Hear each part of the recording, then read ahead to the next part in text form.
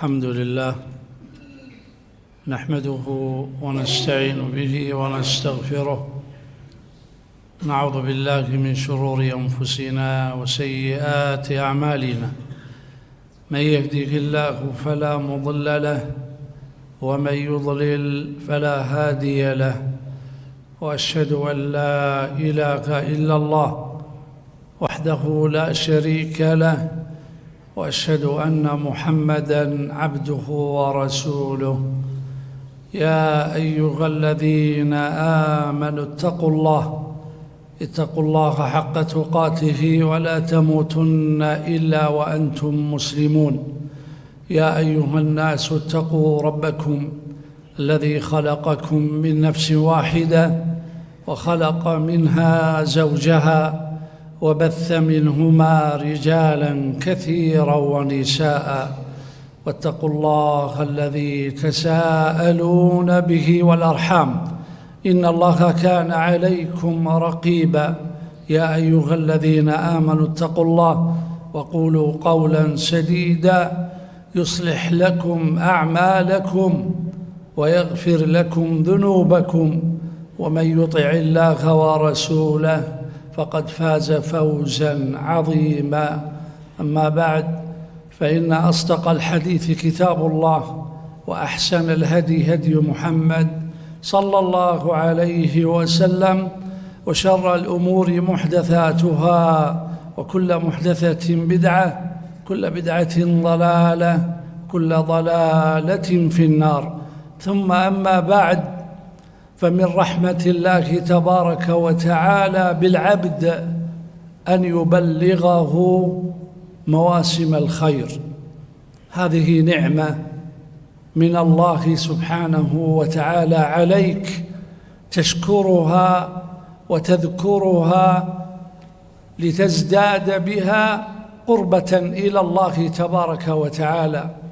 ومن مواسم الخير العظيمة التي أهلت علينا العشر من ذي الحجة، وهي عشر عظيمة مباركة، قد أقسم الله تبارك وتعالى بها في كتابه تعظيما لها، فقال: والفجر وليال عشر والشفع والوتر.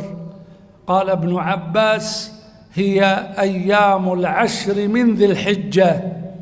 وقال النبي صلى الله عليه وسلم فيما رواه البخاري وغيره في تفضيل هذه الأيام، يقول عليه الصلاة والسلام: ما من أيام العمل الصالح فيهن أحب إلى الله عز وجل من هذه الأيام، يعني الأيام العشر. قالوا: يا رسول الله، ولا الجهاد في سبيل الله؟ لأنهم يعلمون أن الجهاد في سبيل الله أفضل الأعمال.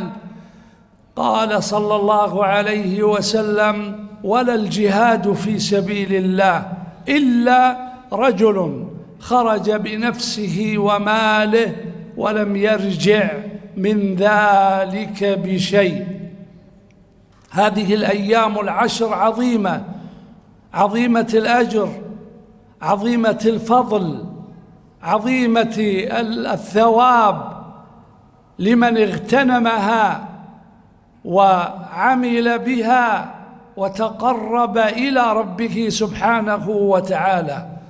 وقد قال أهل العلم: إن أول ما تستفتح به مواسم الخير التوبة، وتجديد التوبة إلى الله سبحانه وتعالى من كل ذنب وتقصير وسيئة، فإن الله سبحانه وتعالى يرضى عن العبد إذا تاب ويوفقه للمزيد من فضله. وقد أمر بها المؤمنين: يا أيها الذين آمنوا توبوا إلى الله توبة نصوحا. ثم تجديد العهد بالفرائض المستقرة المستمرة، وأعظم ذلك تجديد العهد مع الله سبحانه وتعالى بتوحيده ونفي الشريك والشركاء عنه والبعد عن أفعال وصفات المشركين. ثم أعظم ما أمر الله تعالى به بعد التوحيد إقام الصلاة، فتحافظ على الصلاة في مواعيدها مع الجماعة. إن كنت رجلا صحيحا قادرا وجب عليك أن تصلي مع الجماعة، ولا يتخلف عن صلاة الجماعة بغير عذر إلا منافق، كما قال ابن مسعود رضي الله عنه وأرضاه. ثم بعد ذلك تتفكر في الأعمال الصالحة وأحبها إلى الله عز وجل. وأحب الأعمال إلى الله سبحانه وتعالى ذكره، الإكثار من ذكره سبحانه وتعالى سرا وجهرا. ولهذا نص النبي صلى الله عليه وسلم على الذكر في رواية الإمام أحمد: أعظم الأيام عند الله عز وجل أيام العشر، فأكثروا فيهن من التكبير والتحميد والتهليل. النبي صلى الله عليه وسلم يوصي المسلم في هذه الأيام العشر المباركة أن يكثر من ذكر الله عز وجل بالتكبير، كما جاء عن الصحابة عن ابن مسعود وغيره صفة التكبير: الله أكبر الله أكبر الله أكبر لا إله إلا الله، الله أكبر الله أكبر ولله الحمد، وغيرها من أنواع صيغ التكبير. وروى البخاري تعليقا وهو موصول صحيح أن ابن عمر وأبا هريرة رضي الله عنهما كانا يخرجان إلى الأسواق في أيام العشر فيكبر الناس بتكبيرهما. يخرجان إلى الأسواق لا للبيع ولا للشراء، وإنما يمشي وهو يذكر الله وهو يكبر الله سبحانه وتعالى، فيذكر أهل السوق، فيكبر أهل السوق بتذكيرهم لهذا الذكر المبارك.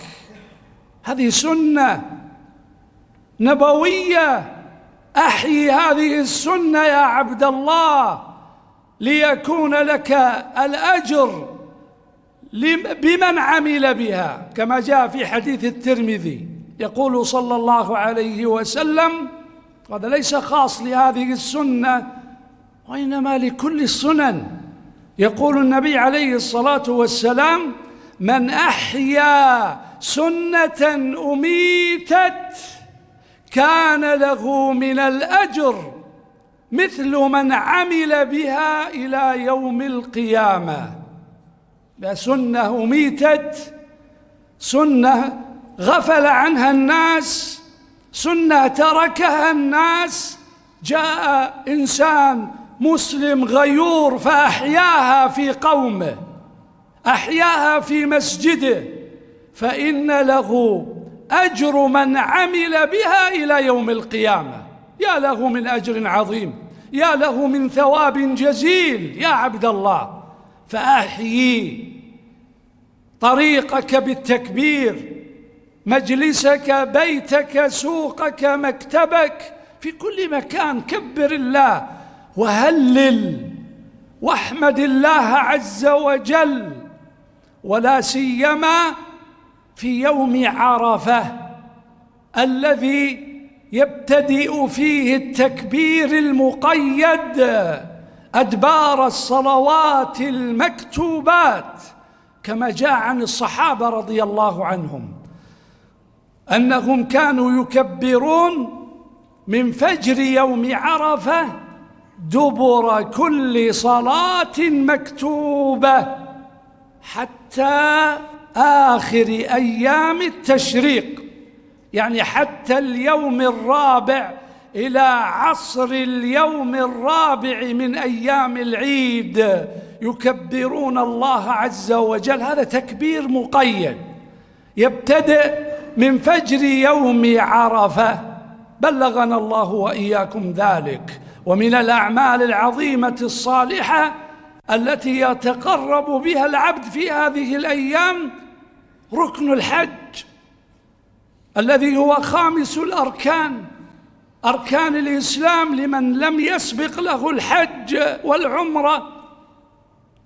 النبي صلى الله عليه وسلم يقول في الحديث: العمرة إلى العمرة كفارة لما بينهما، والحج المبرور ليس له جزاء إلا الجنة.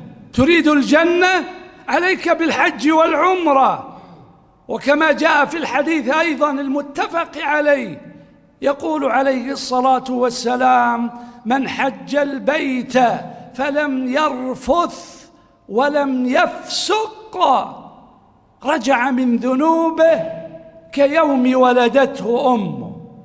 يحج لا يرفث، لا يسب، لا يشتم الركب الذين معه، لا يتجادل مع الحجاج، لا يفسق، لا يفعل معصية، فإنه يرجع إلى بلده صفحة بيضاء ليس عليه ذنب ولا خطيئة. اللهم أعنا على ذكرك وشكرك وحسن عبادتك. بارك الله لي ولكم في القرآن العظيم، ونفعنا بهدي رسوله الكريم. أقول ما تسمعون، وأستغفر الله لي ولكم ولسائر المسلمين من كل ذنب، فاستغفروه إنه هو الغفور الرحيم.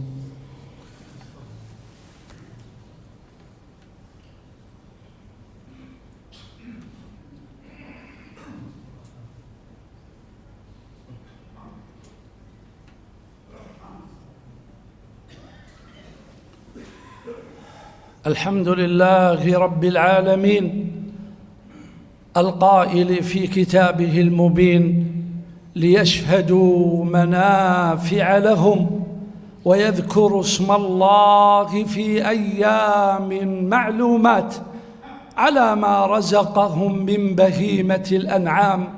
وأشهد أن لا إله إلا الله وحده لا شريك له، وأشهد أن محمدًا عبده ورسوله وصفيه وخليله، بلغ الرسالة وأدى الأمانة ونصح الأمة وجاهد في الله حق جهاده حتى أتاه اليقين من ربه، فصلوات الله وسلامه عليه وعلى آله وصحبه ومن اهتدى بهديه إلى يوم الدين. عباد الله، أوصيكم ونفسي بتقوى الله تبارك وتعالى. ثم أما بعد، من القربات العظيمة التي يتقرب بها المسلم في هذه الأيام الصيام، العمل الذي اختص الله عز وجل نفسه بثوابه. يقول الله عز وجل في الحديث القدسي: كل عمل ابن آدم له إلا الصوم فإنه لي وأنا أجزي به. وروى أبو داود عن بعض أزواج النبي صلى الله عليه وسلم أنه كان يصوم 9 من ذي الحجة، وليس فقط يوم عرفة، بل كان يصوم 9 من ذي الحجة و3 أيام من كل شهر الحديث. وأما صيام يوم عرفة فهذا الفضل الأعظم والأكبر. يقول عليه الصلاة والسلام: صيام يوم عرفة أحتسب فيه على الله أن يكفر السنة الماضية والسنة القابلة أو القادمة. فاحرص يا عبد الله على ما تستطيع من صيام هذه الأيام. وأيضا من أعظم ما يتقرب به المسلم في يوم النحر، وهو 10 من أيام ذي الحجة، بذبح القربان وإراقة الدماء طلبا لرضا الله عز وجل، وعملا بقوله سبحانه وتعالى: فصل لربك وانحر. تقرب إلى الله يا عبد الله بما تستطيع في داخل البلاد أو في خارجها، ولك الأجر والثواب عند الله عز وجل. اللهم أعنا على ذكرك وشكرك وحسن عبادتك. اللهم اقسم لنا من خشيتك ما يحول بيننا وبين معصيتك، ومن طاعتك ما تبلغنا به جنتك، ومن اليقين ما يهون علينا مصائب الدنيا. اللهم أصلح أمرنا وأمر المسلمين، أصلح بلادنا وبلاد المسلمين، وردنا إليك ردا جميلا يا أرحم الراحمين.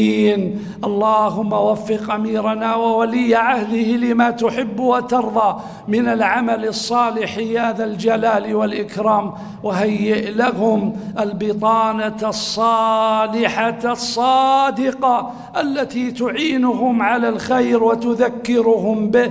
اللهم يا ذا الجلال والإكرام نعوذ بك من زوال نعمتك وتحول عافيتك وفجأة نقمتك وجميع سخطك. اللهم صل وسلم وبارك وأنعم على عبدك ورسولك محمد